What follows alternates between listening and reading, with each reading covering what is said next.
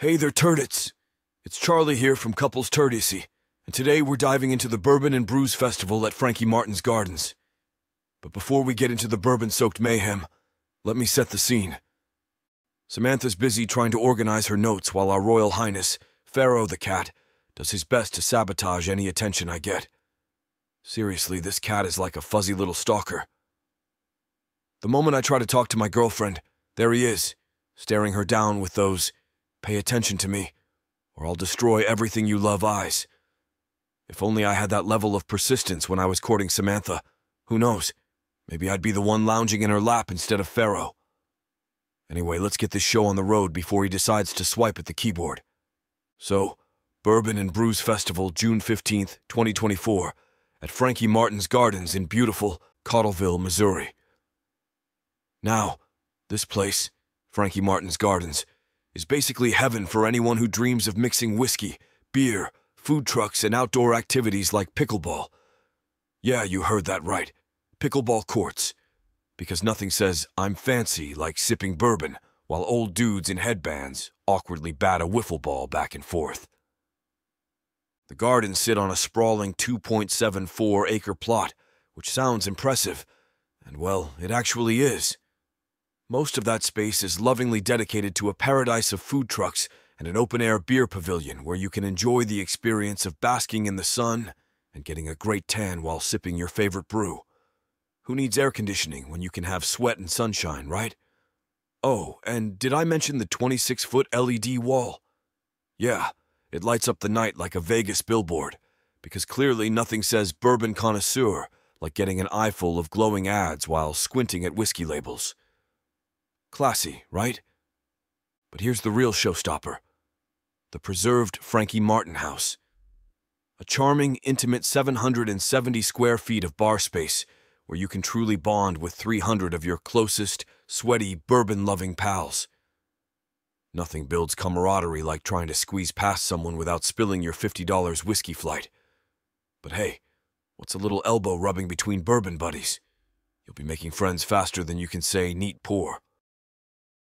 The place has over 230 whiskeys from around the world, which sounds impressive until you remember that most people can barely name 5 whiskeys without reverting to, Jack Daniels? But hey, if you're the kind of person who needs variety in your bourbon-induced poor life choices, this is the spot for you. Samantha and I spent most of our time in the beer pavilion because A, it was the only shady spot, and B, the food trucks were calling to us like sirens luring sailors to their doom. These weren't just your basic hot dog and burger joints either. Oh no, this was gourmet food truck fare. But I don't want to spoil the surprise because we'll be doing a full review of those delicious trucks later. I will say, though, that the taco truck and the seasoned corn on the cob were so good, I nearly proposed to one of the chefs right there. Who knows, maybe a food truck will earn our soon-to-be coveted 5 turdyssey rating, patent pending. Stay tuned. Now, on to the Bourbon and Brews Festival itself. Let's just say, for a festival in only its second year, it's got the enthusiasm of a drunk uncle at a wedding, which is to say, loud, chaotic, and slightly inappropriate. First things first, parking. Or as I like to call it, the Great American Bourbon Trail, because that's how far you have to walk to get to this place. They had us parking at a school miles away and then bust us in. Yes, they bust us in like we were heading to summer camp. What could possibly go wrong, right? Spoiler alert, everything. Samantha and I sprang for VIP tickets, which, thankfully, meant we got to stand in a special line with other so-called VIPs. Nothing says exclusive like standing in the blazing sun for 30 minutes, waiting to get inside with 100 other people all wondering why we paid extra for this.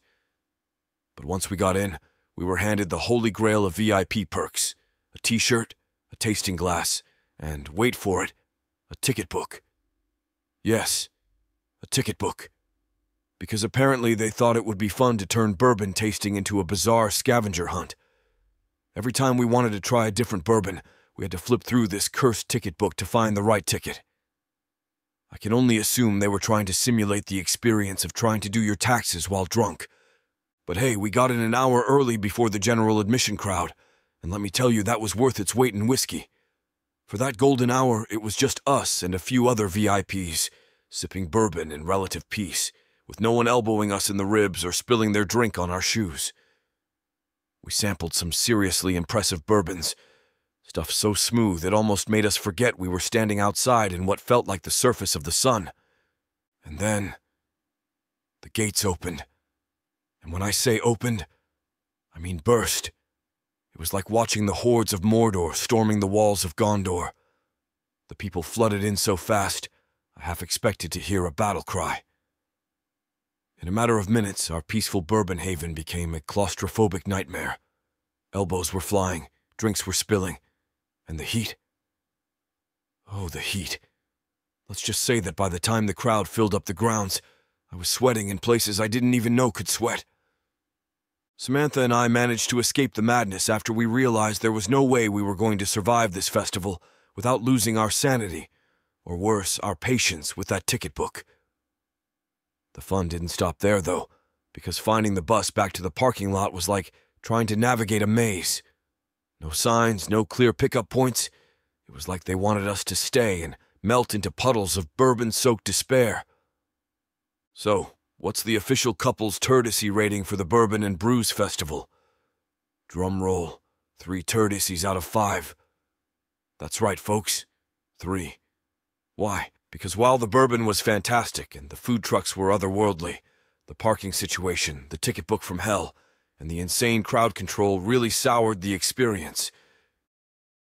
If they could find a bigger venue and, for the love of all things whiskey, get rid of the ticket book, this festival could easily climb the ranks. Until then, I'll be scouting out other events to drag Samantha to, preferably somewhere far, far away from Pharaoh, who is currently eyeing me like I just stole his favorite toy. Maybe next time I'll leave the cat behind and finally get Samantha to myself. But who am I kidding? That little tyrant always wins,